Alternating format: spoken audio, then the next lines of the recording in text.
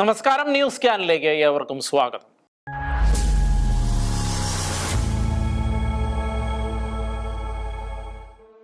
മധ്യപൂർവ്വദേശത്ത് വീണ്ടും യുദ്ധം കൊടുമ്പിരി കൊണ്ടിരിക്കുകയാണ്. മാസങ്ങളായി നീണ്ടുനിന്ന സംഘർഷങ്ങൾക്കൊടുവിൽ അമേരിക്കയും ഇറാനും തമ്മിൽ വെടിനിർത്തൽ ധാരണകൾ ഉണ്ടാക്കിയെങ്കിലും കാര്യങ്ങൾ വീണ്ടും കൈവിട്ടു പോയതിനാൽ വീണ്ടും പ്രശ്നം രൂക്ഷമാവുകയും ഇപ്പോഴത്തെ ഏറ്റുമുട്ടൽ പുതിയ ഘട്ടത്തിലേക്ക് കടക്കുകയും ചെയ്തിരിക്കുകയാണ്. വെടിനിർത്തൽ ശ്രമങ്ങൾ പരാജയപ്പെട്ടതോടെ അമേരിക്കയുടെ വ്യോമാക്രമണങ്ങളും ഇറാന്റെ മിസൈൽ ആക്രമണങ്ങളും കൂടുതൽ ശക്തമായതായി റിപ്പോർട്ടുകളുണ്ട്. യുദ്ധം ഇനി രണ്ട് രാജ്യങ്ങൾ തമ്മിലുള്ള പ്രശ്നം മാത്രമല്ല, ഗൾഫ് മേഖലയുടെയും ലോക സമ്പദ് വ്യവസ്ഥയുടെയും സുരക്ഷയെ ബാധിക്കുന്ന വലിയ പ്രതിസന്ധിയായി മാറിയിരിക്കുകയാണ്. ഇറാനെതിരെ ശക്തമായ നീക്കങ്ങളുമായി മുന്നോട്ട് പോയിക്കൊണ്ടിരുന്ന ഇസ്രായേലിനെ പിന്തുണച്ചുകൊണ്ട് അമേരിക്ക രംഗത്ത് വന്നതോടെയാണ് യുദ്ധത്തിന് വലിയ മാനങ്ങൾ ഉണ്ടായത്. അമേരിക്കയെ പ്രതിരോധിക്കാനുള്ള ശേഷി ഇറാൻ ഇല്ലാതിരുന്നുവെങ്കിലും അമേരിക്കയുടെ സൈനിക താവളങ്ങൾ സ്ഥിതി ചെയ്യുന്ന GCC രാജ്യങ്ങളിലേക്ക് അതിശക്തമായ ആക്രമണങ്ങൾ നടത്തിയ ഇറാൻ അമേരിക്കയെ സമ്മർദ്ദത്തിലാഴ്ത്തുകയായിരുന്നു ചെയ്തിരുന്നത്.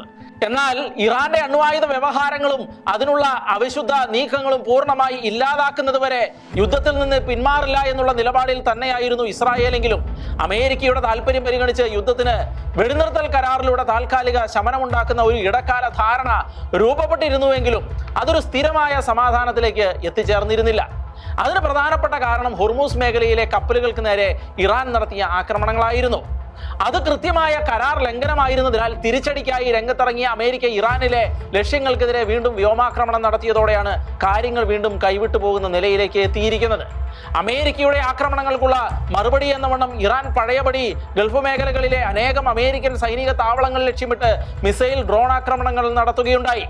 സാഹചര്യങ്ങൾ ഇത്തരത്തിൽ വഷളായ സാഹചര്യത്തിലാണ് കരാർ അവസാനിച്ചെന്നും ഇറാനുമായി ചർച്ച ചെയ്യുന്നത് സമയം പാഴാക്കലാണ് എന്നും പ്രതികരിച്ചുകൊണ്ട് Trump രംഗത്തെത്തിയിരിക്കുന്നത്. And if they had a nuclear weapon, they'd use it. As far as I'm concerned, it's over. I'll speak to our negotiators. They want to negotiate. They're good people. As far as I'm concerned, it's just a waste of time dealing with them. They're liars. We make a deal. And if I make a deal with him, we have a deal. And he goes out, he talks. We make a deal. Everyone's agreed. No nuclear weapon. We make a deal. They go outside, talk to the press. They say, we never even talked about it. There's something wrong with them. They're cuckoo. അമേരിക്കയാണ് ആദ്യം ആക്രമണം നടത്തിയത് എന്നും തങ്ങൾ നടത്തിയ നടപടികൾ പ്രത്യാക്രമണം മാത്രമാണ് എന്നും അവകാശപ്പെട്ടു. അമേരിക്കയുടെ സൈനിക നടപടികളും എണ്ണ കയറ്റുമതിക്കുള്ള നിയന്ത്രണങ്ങളും പ്രദേശത്തെ കൂടുതൽ അസ്ഥിരമാക്കിയെന്നുമുള്ള ആരോപണങ്ങളാണ് ഇറാൻ നടത്തിയിരിക്കുന്നത്. അമേരിക്കയും ഇറാനും പ്രതിരോധ നടപടികളിൽ ഊന്നി ആക്രമണങ്ങളെ ന്യായീകരിക്കുമ്പോൾ യുദ്ധം കൂടുതൽ വ്യാപിക്കുമോ എന്ന ആശങ്ക ലോകമെമ്പാടും ഉയർന്നിരിക്കുകയാണ്. അമേരിക്കയുടെ വിശദീകരണം അനുസരിച്ച് ഇറാന്റെ പിന്തുണയുള്ള സായുധ ഗ്രൂപ്പുകൾ അമേരിക്കൻ സൈനിക താവളങ്ങൾക്കും അന്താരാഷ്ട്ര കപ്പൽ ഗതാഗതത്തിനും ഭീഷണി ഉയർത്തിയതിനെ തുടർന്നാണ് പുതിയ സൈനിക നടപടി ശക്തമാക്കിയത്. ഇതിന്റെ ഭാഗമായി ഇറാനിലെ ചില സൈനിക കേന്ദ്രങ്ങളും മിസൈൽ സംഭരണ കേന്ദ്രങ്ങളും ഡ്രോൺ നിർമ്മാണ സൗകര്യങ്ങളും ലക്ഷ്യമിട്ട് അമേരിക്കൻ വ്യോമാക്രമണങ്ങൾ നടന്നു. ഇറാൻ ഈ ആക്രമണങ്ങളെ തങ്ങളുടെ പരമാധികാരത്തിനെതിരായ കടന്നുകയറ്റമാണ് എന്ന് വിശേഷിപ്പിക്കുകയും അമേരിക്കൻ സാന്നിധ്യമുള്ള മേഖലകളിൽ ശക്തമായ തിരിച്ചടി നൽകുമെന്ന് മുന്നറിയിപ്പ് നൽകുകയും ചെയ്തിരിക്കുകയാണ്. ഇപ്പോൾ പശ്ചിമേഷ്യയിലെ അമേരിക്കൻ സൈനിക താവളങ്ങൾ ഉയർന്ന ജാഗ്രതയിലാണ്. രാഷ്ട്രീയ നിരീക്ഷകർ വ്യക്തമായി മുൻകൂട്ടി പറയുന്ന കാര്യങ്ങളായിരുന്നു ഇത് എങ്കിലും ഈ പുതിയ സംഘർഷം മധ്യപൂർവ്വദേശത്തെ സമാധാന പ്രതീക്ഷകൾക്ക് ഉണ്ടാക്കിയിരിക്കുന്നത് വലിയ തിരിച്ചടി തന്നെയാണ്. ഐക്യരാഷ്ട്രസഭയും വിവിധ രാജ്യങ്ങളും സംഘർഷം നിയന്ത്രിക്കണമെന്ന് ആവർത്തിച്ച് ആവശ്യപ്പെടുമ്പോഴും യുദ്ധഭൂമിയിൽ ആക്രമണങ്ങളുടെ തോത് തെല്ലും കുറഞ്ഞിട്ടില്ല എന്നതാണ് സത്യം. അമേരിക്കയെ സംബന്ധിച്ചിടത്തോളം ഇസ്രായേലുമായി ബന്ധപ്പെട്ടാണ് ഇറാനെ ആക്രമിക്കാൻ നിർബന്ധിതമാക്കിയത്. എന്നാൽ ക്രമേണ കാര്യങ്ങൾ കൈവിട്ടു പോവുകയായിരുന്നു. എന്നാൽ കൂടുതൽ സാമ്പത്തികവും സൈനികവുമായ നഷ്ടങ്ങൾ ഉണ്ടാകാതെ വേഗത്തിൽ യുദ്ധം അവസാനിപ്പിക്കേണ്ടതും ഉണ്ടായിരുന്നു.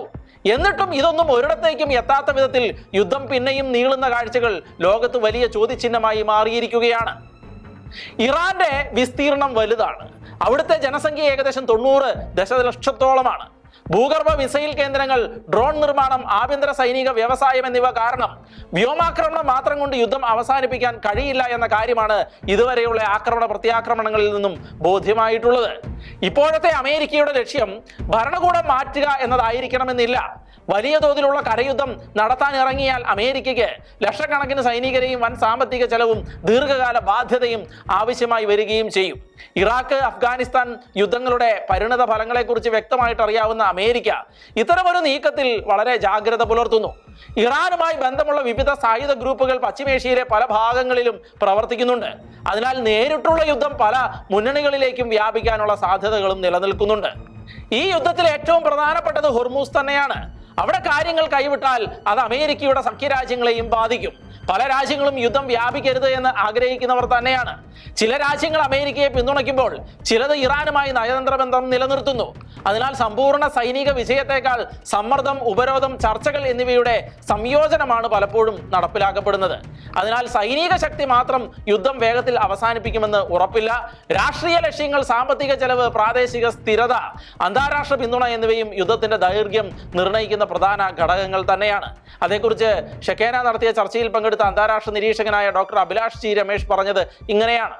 ഭക്ഷ്യവസ്തുക്കൾ, ഫ്യൂവൽ അല്ലെങ്കിൽ ഇന്ധനം, അതോടൊപ്പം തന്നെ ഇൻഫ്ലേഷനുമായിട്ട് ബന്ധപ്പെട്ടിട്ടുള്ള മാക്രോ എക്കണോമിക് കൺസേൺസ്, ഇതെല്ലാം ചേർന്നുകൊണ്ടുള്ള ഒരു ഡേഞ്ചറസ് പോളിസി കോക്ടെയിലാണ് ലോകരാജ്യങ്ങളെ ഈ വിഷയത്തിൽ നിന്ന് ഒരുമിച്ച് നിൽക്കുന്നതിലോ കളക്റ്റീവായ ആക്ഷൻ എടുക്കുന്നതിനോ പിന്തിരിപ്പിക്കുന്നത്. ലോകരാജ്യങ്ങൾ ഒറ്റക്കെട്ടായ തീരുമാനമെടുത്തുകൊണ്ട് ഒന്നുകിൽ യുദ്ധത്തിന് പരിഹാരം കാണുക, അല്ല എന്നുണ്ടെങ്കിൽ ഹോർമുസ് കടലിടുക്കിനെ ഗ്ലോബലൈസ് ചെയ്യുക എന്നൊരു സിറ്റുവേഷനിലേക്ക് എത്തിക്കേണ്ടിയിരിക്കുന്നു. ഇതില്ലെങ്കിൽ നടക്കാൻ പോകുന്നത് അതിരൂക്ഷമായിട്ടുള്ള ലോങ് സ്റ്റാൻഡിങ് അല്ലെങ്കിൽ വളരെ ദൂരവ്യാപകമായിട്ട് വളരെ കാലങ്ങളിലേക്ക് നീണ്ടു നിൽക്കുന്ന ഒരു ഭക്ഷ്യ ക്ഷാമം ഉണ്ടാവുകയും അതുവഴി വലിയ തോതിലുള്ള സാമ്പത്തിക മാന്ദ്യവും സാമൂഹികമായിട്ടുള്ള അരക്ഷിതാവസ്ഥയും ലോകരാജ്യങ്ങളിലെല്ലാം തന്നെ ഉണ്ടാകും എന്നുള്ളത് നമുക്കിവിടെ പറയേണ്ടിയിരിക്കുന്നു. ഗൾഫ് മേഖലയിലെ ഏറ്റവും നിർണായകമായ കടൽപാതയായ ഹോർമൂസ് കടലിടുക്ക് തന്നെയാണ് ഇപ്പോഴും ശ്രദ്ധാകേന്ദ്രമായിരിക്കുന്നത്.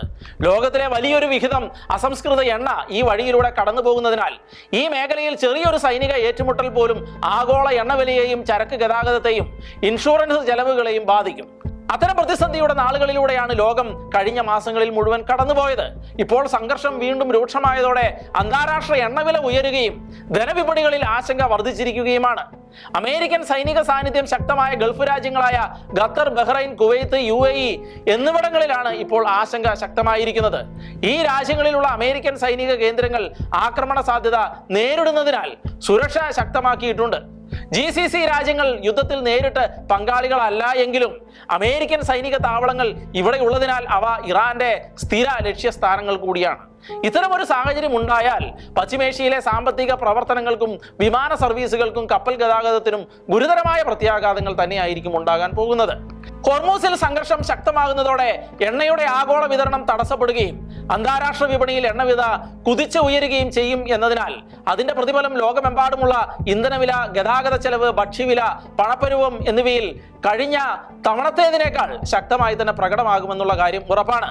ഇന്ത്യ ഉൾപ്പെടെയുള്ള എണ്ണ ഇറക്കുമതിയെ ആശ്രയിക്കുന്ന രാജ്യങ്ങൾക്കും ഇത് വലിയ വെല്ലുവിളിയാണ്. അസംസ്കൃത എണ്ണയുടെ വില ഉയർന്നാൽ പെട്രോളിന്റെയും ഡീസലിന്റെയും വില വർദ്ധിക്കാനും വിദേശ നാണയ ചെലവ് കൂടാനും സാധ്യതയുണ്ട്. ആഗോള ഓഹരി വിപണികളിലും അനിശ്ചിതത്വം വർദ്ധിക്കുമെന്നതാണ് സാമ്പത്തിക വിദഗ്ധരുടെ വിലയിരുത്തൽ.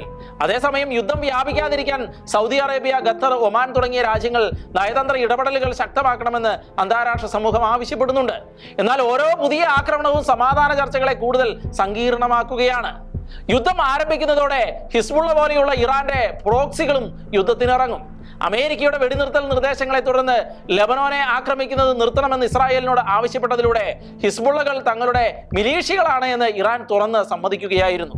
ഇപ്പോൾ ഇറാൻ വീണ്ടും ആക്രമണം തുടങ്ങിയ സ്ഥിതിക്ക് ഹിസ്ബുള്ള പോലെയുള്ള മിലീഷ്യകൾ ഉണരും.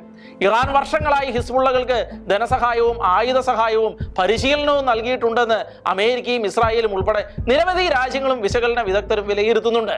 ഹിസ്ബുള്ളയ്ക്ക് ലെബനനിൽ സ്വന്തം നേതൃത്വവും തീരുമാനമെടുക്കുന്ന ഘടനയുമുണ്ട്. എന്നാൽ ഇറാനുമായി വെച്ചു പുലർത്തുന്നത് വളരെ അടുത്ത ബന്ധം തന്നെയാണ്. ഇറാൻ പല അവസരങ്ങളിലും ലെബനോനിലെ ആക്രമണങ്ങൾ അവസാനിപ്പിക്കണമെന്ന് ഇസ്രായേലിനോട് ആവശ്യപ്പെട്ടിട്ടുണ്ട്. ഇത് ഇറാൻ ഹിസ്ബുള്ളയുമായി രാഷ്ട്രീയമായും തന്ത്രപരവുമായ ബന്ധമുണ്ടെന്ന് കാണിക്കുന്ന ഒന്നുകൂടിയാണ്. അമേരിക്ക ഇറാൻ സംഘർഷം വീണ്ടും ശക്തമായാൽ സംഭവിക്കാൻ ഇടയുള്ളത് ഹിസ്ബുള്ള ഇസ്രായേലിന്റെ വടക്കൻ അതിർത്തിയിൽ നിന്ന് റോക്കറ്റ് ആക്രമണങ്ങൾ ശക്തമാക്കുകയും ഇറാനുമായി ബന്ധമുണ്ടെന്ന് കരുതപ്പെടുന്ന ഇറാഖിലെ ചില ആയുധ സംഘടനകൾ അമേരിക്കൻ സൈനിക താവളങ്ങളെ ലക്ഷ്യമിടാൻ ശ്രമിക്കുകയും ചെയ്തേക്കാം. യമനിലെ ഹൂത്തികൾ ചെങ്കടലിലെ കപ്പൽ ഗതാഗതത്തെ വീണ്ടും ആക്രമിക്കാനും സിറിയയിലെ ഇറാൻ അനുകൂല സായുധ സംഘടനകളും സജീവമാകാനും സാധ്യതയുണ്ട് എന്നും ചില അന്താരാഷ്ട്ര നിരീക്ഷകർ വിലയിരുത്തുന്നുണ്ട്. അതേക്കുറിച്ച് ഷെക്കേന നടത്തിയ ചർച്ചയിൽ പങ്കെടുത്ത മാധ്യമപ്രവർത്തകൻ ജോർജ് കള്ളിവയൽ പറഞ്ഞത് ഇങ്ങനെയാണ്. 90 കേന്ദ്രങ്ങളിൽ ഇറാനിലെ 2 ദിവസമായി ഇറാനിലെ 90 കേന്ദ്രങ്ങളിൽ അമേരിക്ക നടത്തിയ ആക്രമണങ്ങളും ഈ വെടിനിർത്തലിന് ശേഷം ജൂൺ 17 ഉണ്ടാക്കിയ ധാരണയ്ക്ക് ശേഷം തിരിച്ച് പ്രത്യേകിച്ച് കുവൈറ്റിലും ബഹ്റൈനിലും ഇറാൻ നടത്തിയ ആക്രമണം വലിയ നാശങ്ങൾ ഇപ്പോൾ ഉണ്ടായിട്ടില്ല. പക്ഷെ അവരെപ്പോഴും ആക്രമണം ഭയപ്പെട്ട് കഴിയുന്ന ഒരു സ്ഥിതിവിശേഷമാണ്. നമുക്കറിയാം ചെറിയ രാജ്യങ്ങളാണ് കുവൈറ്റും ബഹ്റൈനും ഒക്കെ.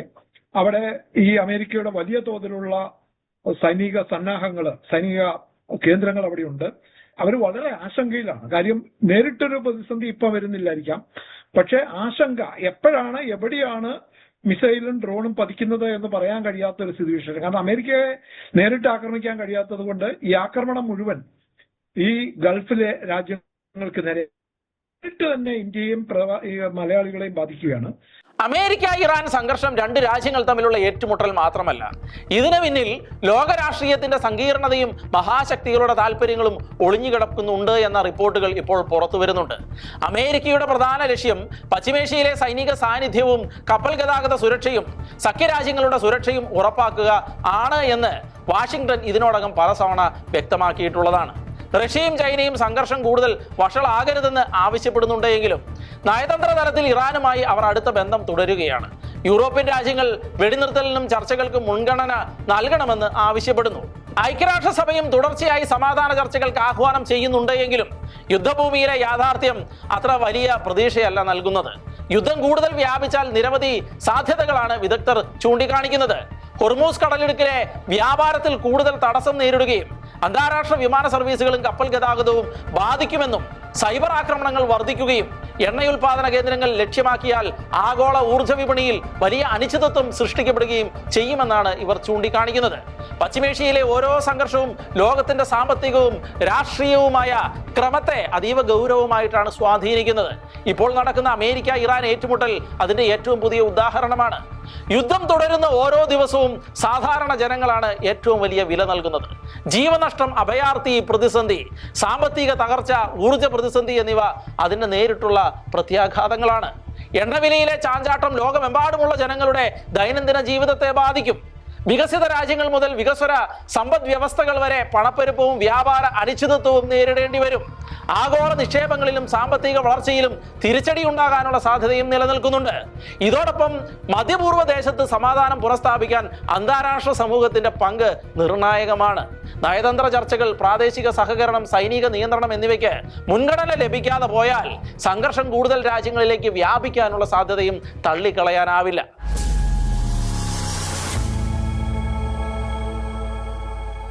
ഫിഫ ലോകകപ്പ് ഫുട്ബോളിന്റെ പ്രീ ക്വാർട്ടർ മത്സരത്തിൽ ഈജിപ്തിനെതിരെ അർജന്റീന നേടിയ 3-2 വിജയം ഫുട്ബോൾ പ്രേമികളെ മുഴുവൻ ആവേശത്തിലാഴ്ത്തുന്നതായിരുന്നു.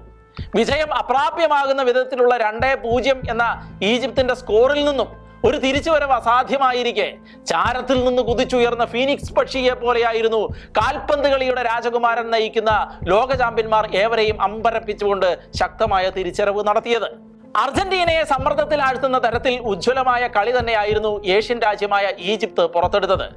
ലോക ചാമ്പ്യന്മാരെ വിറപ്പിക്കുന്ന ഈജിപ്ത് തോറ്റുവെങ്കിലും വീരോചിതമായ പ്രകടനം കാഴ്ചവെച്ച അവർ ലോകത്തിന്റെ കയ്യടികൾക്ക് തികച്ചും അർഹരാണ്.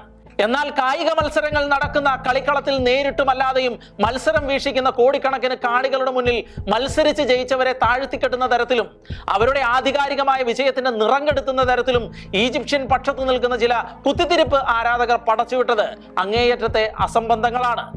മെസ്സി റഫറിക്ക് കാശ് കൊടുത്തു, ട്രംപ് ഇടപെട്ടു, അർജന്റീനയെ ജയിപ്പിച്ചു, റഫറിമാർ അർജന്റീനയ്ക്ക് അനുകൂലമായി നിലപാടെടുത്തു, അങ്ങനെയൊക്കെയാണ് ഈ ആരോപണങ്ങൾ അങ്ങ് പോയത്. മത്സരത്തിൽ അർജന്റീന വിജയിച്ചതിന് പിന്നാലെ ഏറ്റവും കൂടുതൽ ചർച്ചയായത് റഫറിയുടെ ചില തീരുമാനങ്ങളായിരുന്നു. വാർ ഇടപെടലിലൂടെ റദ്ദാക്കിയ ഒരു ഗോളും പെനാൽറ്റി ബോക്സിൽ നടന്ന ഫൗള് പെനാൽറ്റി അനുവദിക്കാതിരുന്നതും ഈജിപ്ത് ടീമിന്റെ പ്രതിഷേധത്തിന് കാരണമായി. ഈജിപ്ത് പരിശീലക സംഘം മത്സരശേഷം റഫറിങ്ങിനെതിരെ കടുത്ത വിമർശനം ഉന്നയിച്ചു. ചിലർ ഫിഫ അർജന്റീനയ്ക്കും ലയണൽ മെസ്സിക്കും അനുകൂലമായി പ്രവർത്തിച്ചു എന്ന തരത്തിലുള്ള ആരോപണങ്ങളായിരുന്നു അവർ പ്രധാനമായും ഉന്നയിച്ചത്. ഇതേ ആരോപണങ്ങൾ സോഷ്യൽ മീഡിയയിലൂടെ കുത്തിത്തിരിപ്പ് ഉണ്ടാക്കുന്നവർ പിന്നീട് ഇസ്രായേൽ വിരുദ്ധത കൂടി അതിൽ ചേർത്ത് ഏറ്റെടുക്കുകയായിരുന്നു. 1936 ബെർലിൻ ഒളിമ്പിക്സ് മുതൽ 1978 അർജന്റീന ലോകകപ്പ്, ശീതയുദ്ധകാല മത്സരങ്ങൾ, റഷ്യ ഉക്രൈൻ സംഘർഷത്തെ തുടർന്നുള്ള ഫുട്ബോൾ ഉപരോധങ്ങൾ, ഗാസ യുദ്ധവുമായി ബന്ധപ്പെട്ട പ്രതിഷേധങ്ങൾ തുടങ്ങി എല്ലാ കാലത്തും രാഷ്ട്രീയ വിഷയങ്ങൾ ഫുട്ബോൾ മത്സരങ്ങളിൽ വിളിക്കപ്പെടാത്ത അതിഥിയായി കടന്നു വരാറുണ്ട്. രാജ്യങ്ങളുടെ ദേശീയ പതാകകൾ, ദേശീയ ഗാനങ്ങൾ, നയതന്ത്ര സന്ദേശങ്ങൾ, മനുഷ്യാവകാശ പ്രതിഷേധങ്ങൾ, കളിക്കാരുടെ പ്രസ്താവനകൾ ഇവയെല്ലാം ചിലപ്പോൾ കളിക്കളത്തെ രാഷ്ട്രീയ ചർച്ചകളുടെ വേദിയാക്കി മാറ്റാറുമുണ്ട്. ഇവിടെ പ്രതിഷേധക്കാരെ ഏറെ വിഷമിപ്പിച്ചത് അർജന്റീനയുടെ ആവേശകരമായ ജയത്തിന് പിന്നാലെ ഗാലറിയിൽ ഉയർത്തി വീശപ്പെട്ട ഇസ്രായേലിന്റെ പതാകകളായിരുന്നു. ഈജിപ്ഷ്യൻ കോച്ചിംഗ് സ്റ്റാഫിന്റെ നാടകീയമായ സൈഡ് ലൈൻ പ്രതികരണങ്ങൾക്ക് പിന്നിൽ പോലും ഈ സയണിസ്റ്റ് വിരുദ്ധ വികാരമാണ് എന്ന് ചിലർ ആരോപിക്കുന്നു. ഏതായാലും കളിക്കളത്തിൽ ഈജിപ്തിനെ തോൽപ്പിച്ചപ്പോൾ മുതൽ അർജന്റീന ഇസ്രായേൽ അച്ചുതണ്ട് ഇപ്പോൾ ലോകരാഷ്ട്രീയത്തിൽ വലിയൊരു ചർച്ചാ വിഷയമാണ്. ഇസ്രായേലിനൊപ്പം ശക്തമായി ഉറച്ചു നിൽക്കുന്ന അർജന്റീന കളിക്കളത്തിൽ കായികമായി മത്സരിച്ച് ആധികാരികമായി ജയിച്ചിട്ടും അത് അംഗീകരിക്കാൻ കഴിയാതെ അസ്വസ്ഥതപ്പെട്ടു നിൽക്കുന്ന ഈജിപ്തുകാരുടെ തലയ്ക്ക് മുകളിൽ ദാവീദിന്റെ നക്ഷത്രമുള്ള ആ പതാക ഉയർത്തി വീശുക കൂടി ചെയ്താൽ ആർക്കായാലും നിയന്ത്രണം വിട്ടുപോകും. അതുതന്നെയാണ് ഈജിപ്ഷ്യൻ കോച്ചിംഗ് സ്റ്റാഫിന്റെയും ഈജിപ്ഷ്യൻ ആരാധകരുടെയും ജൽപ്പനങ്ങളിലൂടെ പുറത്തു വരുന്നത്. അതിനിടെ കാണികളിൽ ഒരാൾ ഇസ്രായേലിന്റെ പതാകയ്ക്ക് നേരെ തുപ്പുകയും ചെയ്തു. ഈജിപ്തിന്റെ പരിശീലകരും രോക്ഷത്തോടെയാണ് പതാക വീശിയതോടെ പ്രതികരിച്ചത്. ഇതുകൂടാതെ ഈജിപ്തിന്റെ പരിശീലകരിൽ ചിലർ മെസ്സിയെ അസഭ്യം വിളിക്കുന്നതായുള്ള ദൃശ്യങ്ങളും പുറത്തു വന്നിരുന്നു. സമീപകാലത്തായി ഇസ്രായേലിന് ലോകത്ത് ഏറ്റവും ശക്തമായി പിന്തുണ നൽകുന്നത് മറ്റാരുമല്ല, സാക്ഷാൽ അർജന്റീനയാണ്. മറ്റു പല ലാറ്റിൻ അമേരിക്കൻ രാജ്യങ്ങളായ കൊളംബിയയും ചിലിയും ബൊളീവിയയും ഒക്കെ ഗാസ വിഷയത്തിൽ ഇസ്രായേലുമായുള്ള നയതന്ത്ര ബന്ധം ഉപേക്ഷിക്കുകയോ കടുത്ത വിമർശനം ഉന്നയിക്കുകയോ ചെയ്തപ്പോൾ അർജന്റീന തികച്ചും വ്യത്യസ്തമായ പാതയിലാണ് സഞ്ചരിച്ചത്. സ്വയം ലോകത്തിലെ ഏറ്റവും വലിയ സയണിസ്റ്റ് ഭരണത്തലവൻ എന്ന് പ്രഖ്യാപിച്ച പ്രസിഡന്റ് ഹാവിയർ മിലേയുടെ കീഴിൽ അർജന്റീന ഇസ്രായേലിന് നൽകിയത് ശക്തമായ പിന്തുണകൾ തന്നെയായിരുന്നു. ഇസ്രായേലിലെ തങ്ങളുടെ എംബസി ടെല്ലവീവിൽ നിന്നും തർക്കപ്രദേശമായ ജെറുസലേമിലേക്ക് മാറ്റുമെന്ന് അർജന്റീന ഔദ്യോഗികമായി പ്രഖ്യാപിക്കുകയും 2026 പ്രസിഡന്റ് മിലേയുടെ ഇസ്രായേൽ സന്ദർശന വേളയിൽ ഇത് യാഥാർത്ഥ്യമാക്കുകയും ചെയ്തിരുന്നു. പലസ്തീന് പൂർണ്ണ UN അംഗത്വം നൽകുന്നതിനെതിരെയും ഇസ്രായേൽ അധിനിവേശം അവസാനിപ്പിക്കണമെന്ന UN പ്രമേയങ്ങൾക്കെതിരെയും അർജന്റീന വോട്ട് രേഖപ്പെടുത്തി. കൂടാതെ ഹമാസിനെയും ഹിസ്ബുള്ളയെയും നിരോധിക്കുവാനും അർജന്റീന മടിച്ചില്ല. മാത്രമല്ല, ഹമാസിനെ ഔദ്യോഗികമായി ഭീകര സംഘടനയായി പ്രഖ്യാപിച്ച അർജന്റീന ഇസ്രായേലിനെതിരെയുള്ള ഇറാന്റെയും മറ്റ് പ്രോക്സി ഗ്രൂപ്പുകളുടെയും നീക്കങ്ങളെ കടുത്ത ഭാഷയിൽ അപലപിച്ചു എന്നതും എടുത്തു പറയേണ്ട കാര്യം തന്നെയാണ്. അർജന്റീനയുടെ വിജയത്തിന് പിന്നാലെ അടുത്ത ദിവസം നടന്ന ക്വാർട്ടർ ഫൈനലിൽ ഫ്രാൻസിനെതിരെ മൊറോക്കോ തോറ്റമ്പിയതിനു ശേഷം ഇംഗ്ലണ്ടിലെ വിവിധ ഭാഗങ്ങളിൽ നടന്നത് വലിയ കലാപങ്ങളായിരുന്നു. മൊറോക്കോയുടെ തോൽവി ഉറപ്പിച്ചതോടെ മൊറോക്കൻ ആരാധകർ കൂട്ടത്തോടെ തെരുവിലിറങ്ങുകയായിരുന്നു. ലണ്ടനിലെ എഡ്ജ്വെയർ റോഡ് മേഖലയിലും പരിസരങ്ങളിലും മൊറോക്കോ ആരാധകർ റോഡുകളിൽ അക്രമം അഴിച്ചുവിട്ടു. സ്ഥിതി നിയന്ത്രിക്കാനെത്തിയ പോലീസും ആരാധകരും തമ്മിൽ ഏറ്റുമുട്ടൽ ഉണ്ടാകുകയും പ്രകോപിതരായ ആരാധകർ ലണ്ടനിലെ പ്രധാന റോഡുകൾ ഉപരോധിക്കുകയും പോലീസിന് നേരെ പടക്കങ്ങളും കുപ്പികളും എറിയുകയും ചെയ്തു. പലയിടങ്ങളിലും പൊതുമുതൽ നശിപ്പിക്കപ്പെടുകയും വാഹനങ്ങൾക്ക് നേരെ ആക്രമണങ്ങൾ ഉണ്ടാവുകയും ചെയ്തു. ലോകത്തെ ഒന്നിപ്പിക്കാനും രാഷ്ട്രങ്ങൾ തമ്മിലുള്ള സൗഹൃദങ്ങൾ വർദ്ധിപ്പിക്കാനുമായിരിക്കണം ലോകകപ്പ് പോലെയുള്ള മത്സരങ്ങൾ. പക്ഷേ അതിൽ രാഷ്ട്രീയവും വംശവും മതവും എല്ലാം കൂട്ടിക്കലർത്തി ലോകത്തിന്റെ സമാധാനം കെടുത്തുന്നത് എതിർക്കപ്പെടേണ്ടത് തന്നെയാണ് എന്ന് അറിയിച്ചുകൊണ്ട് ന്യൂസ് ക്യാൻ സമാപിക്കുന്നു. ഇനി അടുത്തയാഴ്ച.